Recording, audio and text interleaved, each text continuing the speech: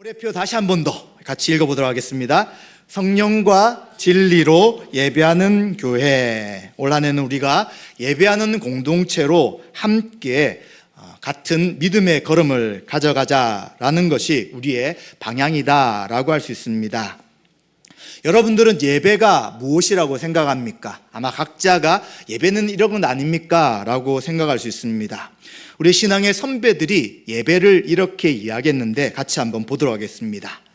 첫 번째 한번 보겠습니다. 자, 예배가 무엇이냐라고 할 때 하나님이 기뻐하시는 예배는 화려한 의식이 아니라 하나님의 말씀에 겸손히 귀를 기울이고 순종하는 마음이다라고 이야기합니다. 또 예배에 대해서 예배는 우리가 하나님의 얼굴 앞에 서는 것이며 하나님 보이지 않지만 그 얼굴 앞에 서는 것이고요. 예배를 통해 하늘 성소란 것은 하나님이 임재하시는 곳이라는 의미입니다.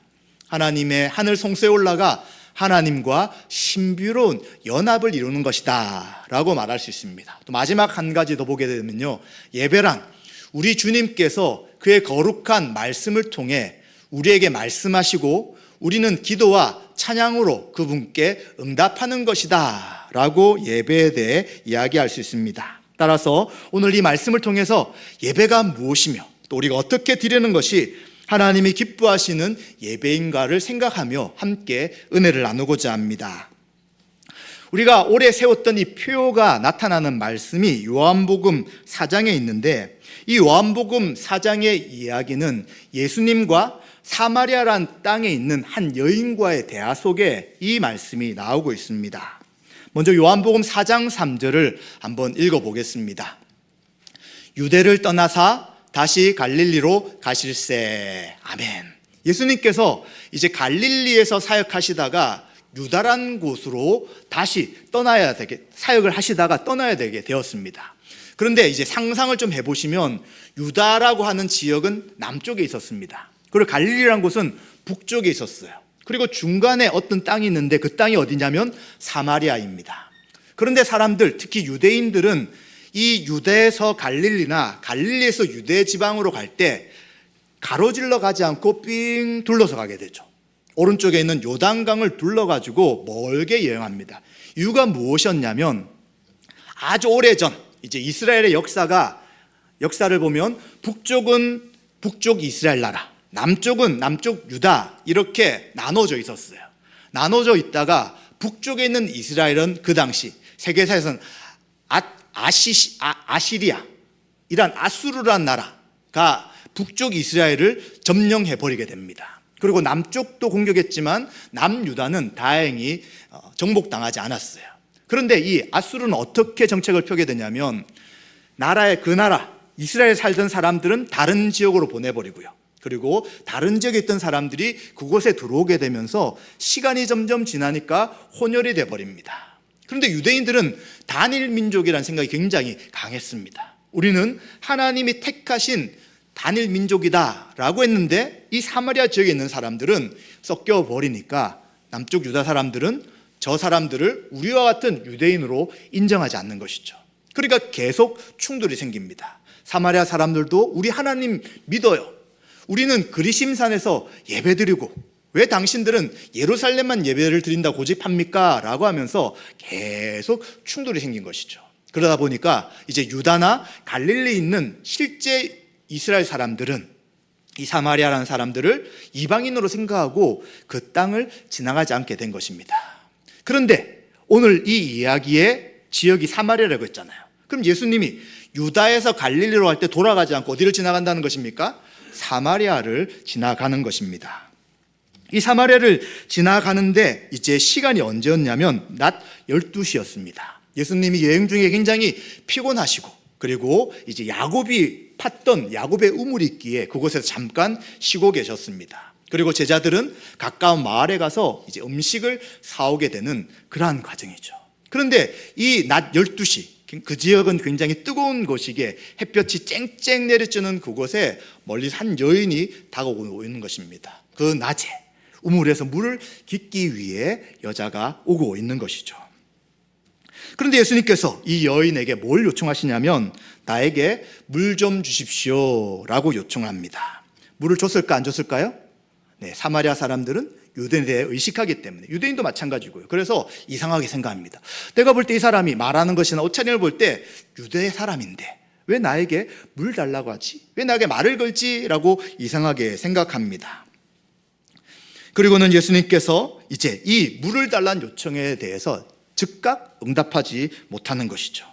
자, 예수님이 왜 굳이 유대인들이 다 돌아가는 요단강 동쪽의 길을 가지 않고 사람들이 잘 가지 않는 사마리아 땅을 갔을까요? 다른 이유가 아니라 바로 이 여인을 만나기 위해서였습니다. 우리가 먼저 예수님을 찾거나 하나님을 찾지 않습니다. 보통은 하나님 우리에게 찾아오시는 것이죠. 굉장히 어렵고 힘들 때 누군가를 의지하려고 찾게 되지만 사람들이 하나님을 잘 찾지 않습니다. 엄마 아빠와 친구를 찾지 하나님을 찾지 않는 것이죠. 그런데 놀랍게도 하나님이 직접 우리에게 찾아오신 것이고요. 예수님도 예수님에 대해서 알지 못하는 사마리아 여인에게 먼저 찾아오셔서 그와 대화하시면서 그에게 하나님이 누구신가를 알려주고자 하는 것입니다. 여러분도 지금 어떻게 이곳에 나오게 되었을까요? 그렇죠. 결정하시고 오늘은 교회 가야 되겠다 하고 미리 준비한 것도 있지만 마음과 모든 상황을 인도하시고 우리를 받아주신 분이 이제 하나님이시기에 우리는 이렇게 마음껏 나와 예배 드릴 수 있다는 것을 생각해야 합니다. 이제 이러한 이야기 중에 예수님께서 이제 그에게 한 번 더 도전을 합니다. 당신이 물 좀 달라고 하는 사람이 누구인 줄 알았다면 그에게 물을 구했을 것이고 또 그는 생수를 내게 주었을 것이다 라고 이야기합니다. 굉장히 도전적인 이야기인 것이죠. 멀리서 이 땡볕에 물을 기르러 온 여인에게 굉장히 기쁜 소식입니다. 물을 줄 수 있는 분이야 이 사람이? 그것도 생수를 주는 분이야? 라고 생각합니다. 그런데 사실 그 말은 이해가 되지 않는 것이죠. 지금 당신은 물을 기를 수 있는 그릇이 없지 않습니까? 그리고 이 우물은 굉장히 깊은데 도대체 어떻게 물을 길러서 나에게 준다는 말입니까? 라고 대묻습니다. 그리고 또 그녀는 이 우물은 야곱의 우물입니다. 우리 조상이던 야곱이 우리 조상들에게 준 우물인데 정말 당신이 야곱보다 큰 사람입니까? 도대체 무슨 소리를 하는 것입니까? 라고 예수님께 대묻게 되는 것이죠. 그런데 예수님은 자신이 주려고 하는 물과 야곱이 팠던 이 우물과는 본질적으로 다르다는 것을 이야기합니다. 우물에서 나오는 물은 계속 먹지만 어떻습니까? 늘 목마르죠. 물을 먹었는데 갈증이 없을 수 없습니다. 그리고 또 가서 또 물을 퍼와야 합니다. 그런데 예수님이 말씀하시는 물은 영원히 목마르지 않을 것이다 라고 이야기합니다. 사람 안에서 계속 솟아나는 영생에 이르게 하는 샘물이 될 것이다 라고 이야기하는 거예요. 이게 무슨 이야기입니까? 물이라는 것은 항상 먹어야 되는 것이고 없으면 갈증이 일어나는 것인데 어떻게 사람 속에서 계속 물이 넘칠 수 있습니까? 도저히 여인은 이해할 수 없는 이야기 속에 궁금증이 생기는 것이죠. 정말 이 사람이 야곱보다 더 높은 사람인가? 도대체 이 사람 무엇인데, 누군데 물을 몸속에서 넘치는 샘물을 준다고 이야기할까라고 그는 의문에 가득 차 있는 것이죠. 그때 예수님이 갑자기 이 여인에게 도전합니다. 내 남편을 불러오세요. 뜬금없이 남편을 데려오라고 이야기합니다. 그때 여인은 순간 당황하면서 저는 남편이 없습니다 라고 말하는 거예요. 이 여인에게는 감추고 싶은 비밀이 있었던 것이죠. 바로 부부관계에 뭔가 문제가 있는 것입니다. 그런데 예수님은 그 여인이 말하기도 전에 너가 남편이 없다고 말하는 것은 옳다라고 합니다. 지금까지 너에게 5명이나 남자가 있었지만 다 남편이 아니지 않느냐. 지금도 한 사람과 살고 있지만 너는 그 사람이 남편이 아니다. 따라서 당신이 이야기한 남편이 없다는 말은 참된 말이다 라고 이야기합니다. 여러분이 사람들과 이야기할 때 어떤 이야기를 주로 합니까? 그 사람의 자신의 깊은 이야기들은 잘하지 않습니다. 웬만하게 친하지 않는 사람, 정말 신뢰할 수 있는 사람에게만 자신의 깊은 이야기를 하죠. 그래서 항상 피상적인 대화를 많이 합니다. 그래서 난 어떤 차를 타고 다닙니다. 나는 어떤 직장에 다닙니다. 연봉은 어떻습니다. 또 나의 남편과 아내 자녀는 이렇습니다 라는 이야기들을 계속하게 되지 마음속에 있는 가장 고민스럽고 어려운 일들을 꺼내기는 결코 쉽지 않습니다. 마찬가지죠. 이 여인도 물이 필요해서 왔지만 그는 왜 12시에 왔을까요? 왜 대낮에 쨍쨍 때는 그 한낮에 물을 떠러 왔을까요? 남편에 대한 그리고 그가 추구했던 삶의 방식이 많은 사람들에게 비난을 받을 수 있는 삶이었기 때문이죠. 고대 우물이란 것은 물만 기르는 곳이 아닙니다. 빨래하고 이야기하면서 모든 소식을 들을 수 있는 곳이 바로 우물인 것이죠. 그런데 사람이 없는데 이곳에 온다는 것은 그들과 이야기할 수 없는 것이죠. 사람들이 입방 위에 계속 오르내리고요. 저 사람 웃겨. 남편이 5명이 있었는데 또 지금 6번째 사람과 사는데 이 사람도 제대로 남편과 아내로서 삶을 살지 않아. 이런 이야기들은 그가 숨기고 싶은 이야기고 많은 사람이 입방에 오르고 싶지 않는 그런 삶이었던 것이죠. 그런데 예수님이 그 이야기를 하지 않았는데 그 여인이 숨기고 싶었던 이 이야기를 알고 다 이야기하면서 너 말이 참되다라고 말하는 것입니다. 그런 여자는 깜짝 놀라는 것이죠. 당신은 보통 사람이 아니군요. 선지자 아닙니까? 라고 이야기하는 것입니다. 바로 하나님의 뜻을 받아서 사람들에게 전하는 선지자가 당신 같습니다 라고 이야기하는 것이죠. 이제 예수님은 주도권을 잡으십니다. 왜 예수님이 이렇게 방향을 이어갈까요?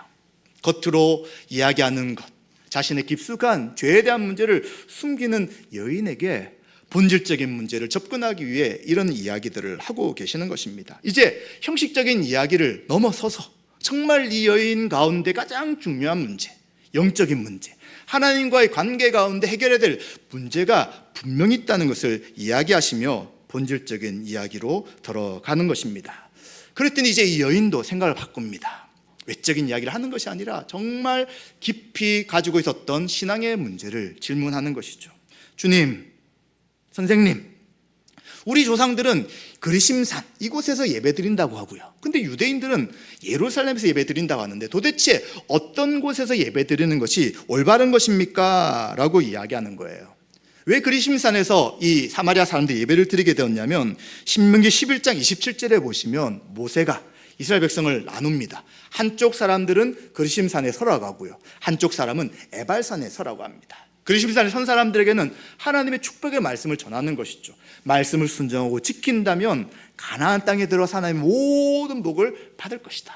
그러나 만약 하나님 말씀을 어기고 우상을 섬긴다면 멸망할 것이다 라는 것을 에발산에서 이야기하는 것이죠. 그래서 사마리아에 있는 이 그리심산이 하나님 앞에 예배드리고 하나님을 만날 수 있는 산이라고 생각한 것입니다. 그런데 유대인들은요, 바로 성전이 있는 예루살렘이 하나님께 예배드리는 곳이 되는 것이죠. 이 여인의 궁금증은 장소를 알고 싶은 거예요. 예루살렘 맞습니까? 그리심산이 맞습니까?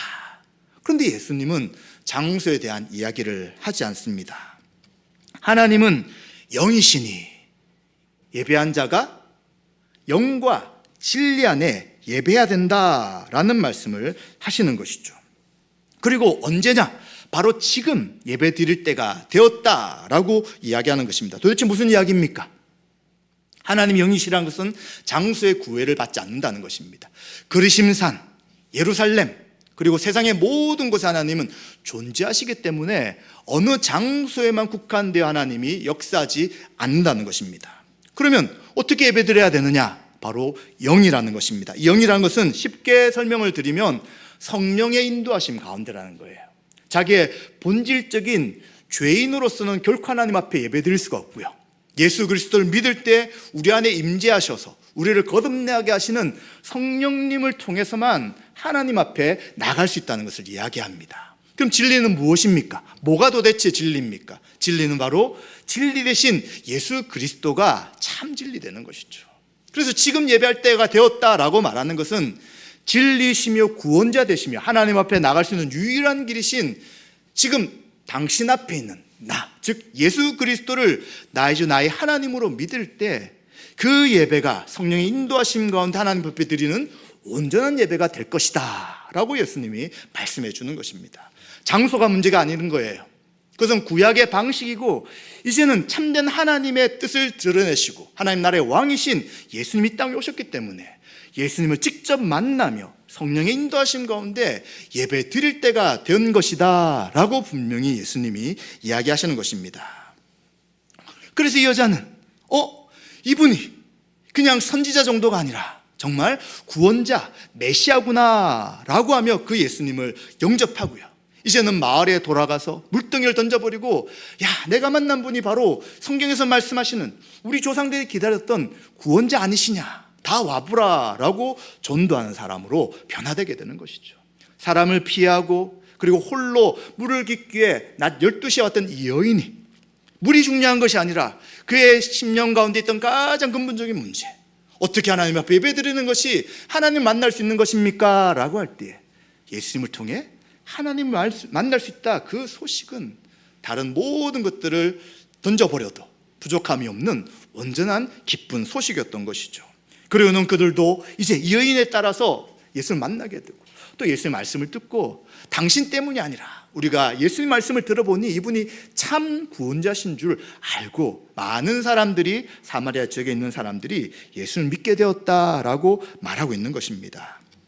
여러분, 우리는 이 말씀을 통해서 올 한 해 어떻게 예배를 잘 드릴 수 있을까, 어떻게 예배에 성공할 수 있을까를 생각해야 합니다. 우선은 여인의 인식의 변화를 생각해 본다면, 우리는 처음에 예수님을 유대인 남자라 여인은 생각했습니다. 왜 저 사람이 나한테 말 걸지? 우린 유대인들과 대화 안 하는데 왜 저 사람 이곳에 와서 굳이 나한테 말을 걸지 생각했어요. 근데 좀 지나니까 내가 말하지 않았던 나의 깊은 속사정을 아는 사람이네, 선지자 아닐까라고 생각합니다. 그리고 마지막에는 선지자를 뛰어넘어 하나님이 구원케 하시기 위해 보내신 바로 구약에 약속한 메시아, 구원자가 예수인 것을 알고 그분을 받아들이며 구원 얻는 역사가 나타나는 것이죠. 이처럼 우리는 예배를 잘 드리기 위해서는 예수님이 누구신지를 알아야 합니다. 그냥 어떤 분이라고 할 때 보통 일반적인 사람들이 말하는 4대 성인 중에 한 명 예수님이 아니라 우리의 죄를 용서하시고 하나님 앞에 나아가 온전한 예배를 드릴 수 있도록 하시는 하나님이신 분이 예수님이라는 것, 그리고 그 예수님이 나의 죄를 위해 죽으시고 부활하심을 통하여 이제 예수 그리스도를 믿는 모든 자들의 예배를 기뻐하시는 그 예수님이라는 것을 우리가 믿어야 된다는 것입니다. 이러한 예수님에 대한 분명한 인식과 믿음이 없이는 우리가 결코 하나님이 기뻐하시는 예배를 드릴 수 없는 것입니다. 그럼 예수님을 잘 알게 되면 우리가 예배가 다 하나님이 기뻐하신 예배라고 할 수 있을까요? 또 필요한 것이 있죠. 바로 예수를 믿는 믿음으로 생명을 얻을 뿐만 아니라 우리에게는 하나님의 은혜가 필요한 것입니다. 바로 성령님의 인도하심이 필요한 것이죠. 우리는 날마다 삶을 살아갈 때 우리의 고민, 고집과 우리의 생각과 죄의 유혹으로 날마다 우리는 오염될 수 있습니다. 그런데 어떻게 죄가 없으신 거룩한 하나님 앞에 우리가 예배를 드릴 수 있습니까? 바로 우리 안에 계신 성령님을 통해 예수님의 십자가 사역이 적용되어 우리의 죄가 용서받고요, 그리고 우리의 부족함을 가지고 주님 앞에 나오지만 성령님이 우리의 내주하심을 통해 그 거룩하신 영이 우리를 깨끗케 하시고 정결케 하심을 통하여 우리의 예배를 하나님이 받을 수 있도록 성령님이 인도하시는 은혜가 있을 때 이 예배가 하나님이 기뻐하시는 예배가 되는 것입니다. 그래서 요한복음 4장 24절에는 성령의 인도하심 가운데 진리 대신 예수 그리스도를 통해 하나님 아버지 앞에 예배를 드릴 수 있다라고 분명히 말씀하고 있는 것입니다. 따라서 우리는 이것이 바로 하나님 앞에 온전한 예배를 드리는 믿음의 방식이고, 이것이 바로 우리가 올 한 해 표로 살피는 영과 진리로 예배 드리는 것을 기억해야 될 것입니다. 따라서 우리는 한 해 예수를 믿는 믿음으로 하나님 앞에 나아가고요, 또 예수 그리스도를 믿는 믿음 가운데 우리를 거듭나게 하시고 우리를 주님 앞에 계속해서 거룩한 자로 나아가도록 인도하시는 성령의 거룩하신 역사를 통해 주님을 의지하며 1년 동안 믿음으로 예배드리는 저와 여러분 되었으면 좋겠습니다. 이러한 예배를 드리는 것, 사람의 방식이 아니라 바로 하나님의 뜻이라는 것을 생각해야 합니다. 따라서 우리는 생명이 있는 자만이 하나님 앞에 영광 돌리며 믿음으로 나갈 수 있다는 것을 생각하시고요, 이제 우리 성도가 생명을 가진 자로 하나님 앞에 찬양하며 영광 돌리면 좋겠습니다. 그리고 또 우리는 주일에 이렇게 1시간 예배를 드립니다. 1시간으로 충분할까요? 그렇지 않죠. 우리가 주일부터 시작해서 일주일의 시간을 세상 가운데 살아갑니다. 성경은 세상의 삶을 뭐라고 이야기합니까? 우리의 삶으로 하나님 앞에 드리는 예배라고 분명하게 말합니다. 예수 그리스도의 향기, 예수 그리스도의 편지로서 예수님이 누구신지를 드러내는 것이 일주일의 삶이 되는 것이죠. 그래서 우리는 주일 드리는 예배를 통하여 하나님을 만나고 그리스도를 통해 성령 충만하여 월요일부터 토요일까지 이제 우리가 해야 될 세상에서의 일들, 직장의 일과 사업과 학업과 모든 인간관계 가운데 믿는 자로서 이제 어떤 삶을 살아갈 것인지가 드러나게 되는 것입니다. 그러기에 우리는 한 시간의 예배가 끝이 아니라 일주일의 모든 삶이 하나님 앞에 영광 돌리는 삶이고, 이 예배를 잘 드리기 위해서 본질적으로 예수님이 누구시며 또 성령님이 우리 가운데 우리를 거듭나게 하시는 은혜가 있을 때에 이 예배가 하나님 앞에 온전하게 드려진다는 것을 기억해야 될 것입니다. 말씀 마무리하겠습니다. 우리 올 한 해 성령의 인도하심을 의지하시고요, 그리고 예수 그리스도를 믿는 온전한 믿음을 통해 우리가 드리는 주일에 드리는 예배와 그리고 삶으로 드리는 모든 예배를 통해 하나님 앞에 영광 돌리시는 저와 여러분 되시기를 주님의 이름으로 축원드립니다.